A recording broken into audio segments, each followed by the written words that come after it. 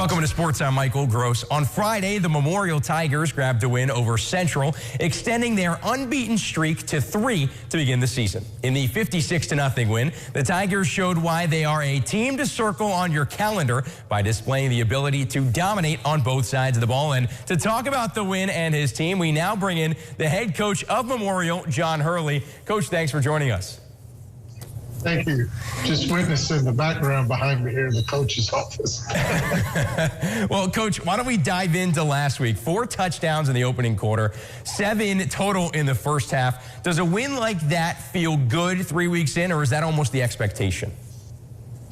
Well, I don't know if you could say it's the expectation, but it feels good in the fact that our kids prepared themselves and they came in not overlooking anybody and worked hard through that week of practice. And then executing on Friday night. Well, Coach, Matthew Fisher, I'm reading some of the stats here, was absolutely outstanding last week. 9 of 11 passing, 131 yards in the air, 4 all-purpose touchdowns, 3 passing, and 1 rushing.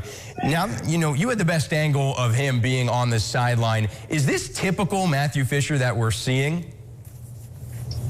He's a very detail-oriented young man. He puts a lot of time in during the week watching film, and he cares a lot about doing things the right way. And, he's pretty detailed when it comes to it. And, he really wasn't off too much on passes. In the first week, he felt like he missed a couple of less than points out on the field, a little bit on the second week. I don't know that we could say that last week. He was really on what he was doing. Coach, your first touchdown against Central was a pick 6. The defense alone only let up 87 total yards of offense for Central. Now, that's a pretty stout defense, but how does that complement an offense when you can have a defense that strong kind of give momentum over to the offense?